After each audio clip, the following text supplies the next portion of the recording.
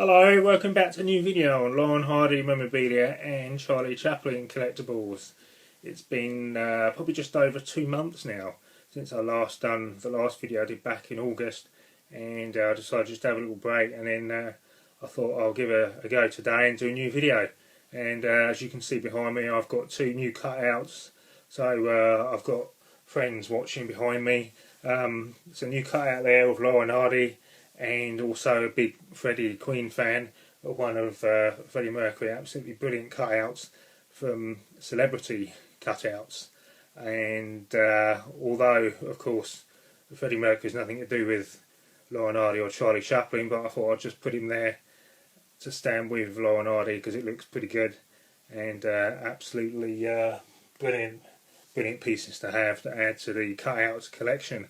So I've got 4 items I'd like to show in this video. So starting off, I've got this, which is classic images, and I've had this, it's like newspaper magazine for quite a fair few years now, and basically this is a 3rd International Convention magazine. So this is Detroit. This is July 29th to August 1st, 1982, and basically it's like a newspaper magazine that came out back then in '82 with all different articles on both Laurel and Hardy, which again is very similar to articles that are on them today. Some things have been repeated a little bit, but nevertheless really nice like newspaper magazine. And but the articles inside, for example, are from the 40s, Laurel and Hardy films, or post-Hal Roach films, and then you've got a section on about Stan and Ollie wives, and then you've got a section which is on the back of this one, which is about the missing film, The Rogue Song, which is called The Search Goes On, The Rogue Song. So even back then, they're still hunting for the Rogue Song, so it's the same even now, so there's no difference with that.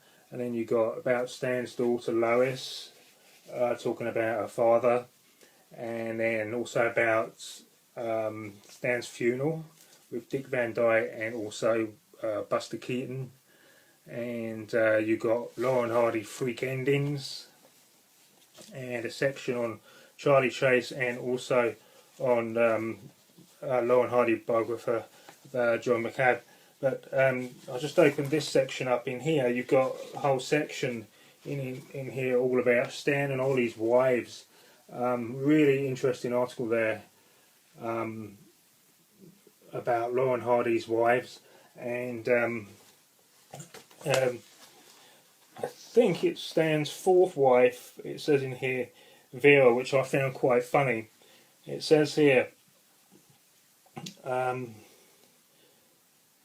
then Vera, wife number 4, started acting up. She hit Stan with a frying pan and threw sand in his eyes.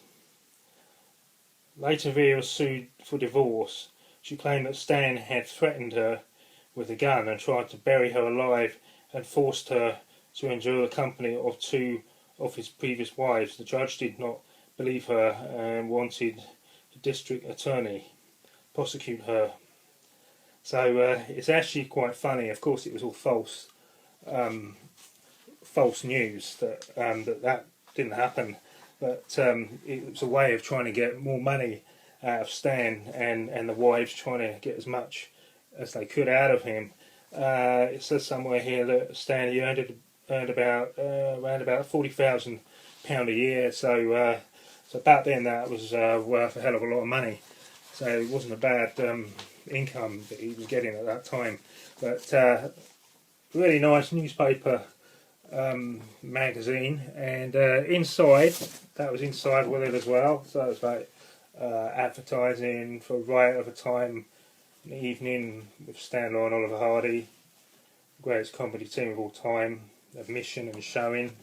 So that was inside, and then also you had one of those which was a subscription for new classic image magazines. So it's really nice just to have that as original piece. And then on from that, I have this, and moving on to more of a Charlie Chaplin subject. I have an original old photograph of Jackie Coogan, and you can just see his autograph there. Sincerely, Jackie Coogan. He's dedicated that to a Mr. Brog or Mr. Broy. I'm not sure if that's pronounced right, but sincerely, Jackie Coogan on that in fountain pen. And you can see it's a really old photograph because it's got the silver sort of shade to it, so it gives it a really old look. So on both sides. So a really old photograph there of Jackie Coogan, where he's probably slightly older there than when he first appeared in The Kid back in 1921 with Charlie Chaplin at the age of 6. So I just want to do a little bit of research about him. So he was actually born John Leslie Coogan in 1914, Los Angeles, California, and he also played Uncle Fester in the 1960s Addams Family. Which actually I remember seeing on telly, and then he died in 1984. But he had a huge career behind him as a child film star, and probably the first, or one of pretty much the first child stars in Hollywood.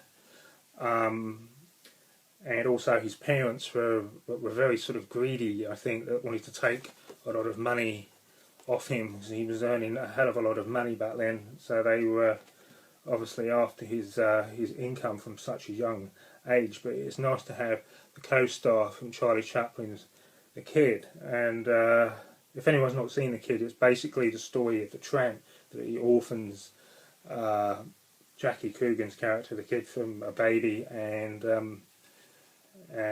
brings him up, basically looks after him, and they're sort of like sidekicks in the film, or like best buddies. But it's a really great film, but it also shows a lot of Charlie Chaplin's background from when he grew up, going back to the workhouse and living in poverty. So he brings it through into this film quite a lot, I think. But it's nice to have original autograph there, Jackie Coogan, really nice.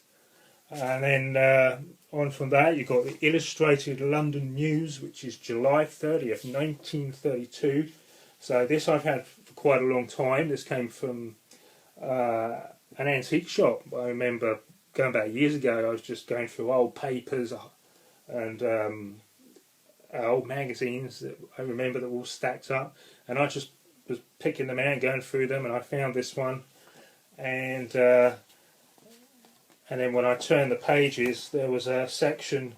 It was called The World of Cinema, and there's a shot there of Laurel and Hardy there with Walter Long. So that's from Any Old Port, which is also 1932. And so this has been in my collection for quite some time now. So I thought it'd be nice just to get this out and have a look, which I've actually not had a look at this for years. And basically the article is about Any Old Port, which is actually... I think that was it was filmed March of the same year, 1932, and this is July 1932. So they're obviously advertising the film, and also that they're giving a Laurel and Hardy month by NGM in London. So they obviously must have been showing the films at that time in 1932, a whole month of Laurel and Hardy movies. So it's interesting to see what was going on during the time. In the news, London papers or newspapers, magazines in general, what was being said about Laurel and Hardy and their popularity during that time period. And then on from that is another new autograph which I got, which I was really excited to have. This piece, which is going back to Charlie Chaplin, is a nice photograph there of Charlie Chaplin, 1952 film Limelight, which is a photo. In the photograph there you've got Claire Bloom, and she's clearly signed that, and it's also been dedicated. So Claire Bloom, her signature's just down there, and really nice photograph there to get Claire Bloom's signature. But she plays Teresa.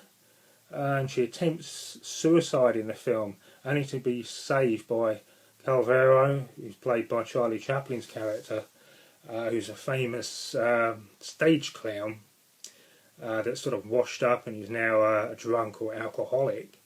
And then what he does, he nurses her back to health and helps her back to her dancing career, and also helping himself to come back only to be met with failure. So she also helps him, picks him up in the character that he plays in the film.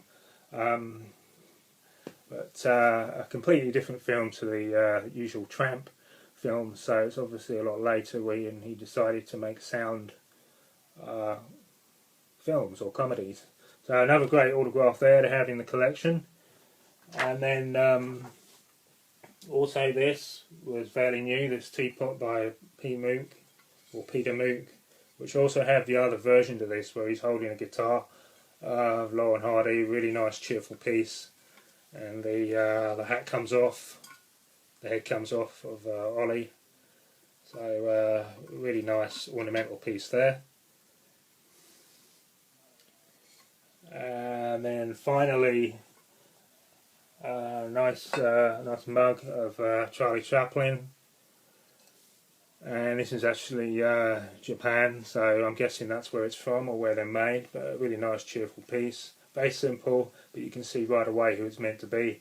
And it's the eyes that I like a lot, the way he's just looking to one side. It's a typical sort of Charlie Chaplin look or pose. Really great. So that's it for this first video. So look out for the next video soon, and I hope you enjoyed this one. And I hope everyone's keeping safe and happy collecting. Bye for now.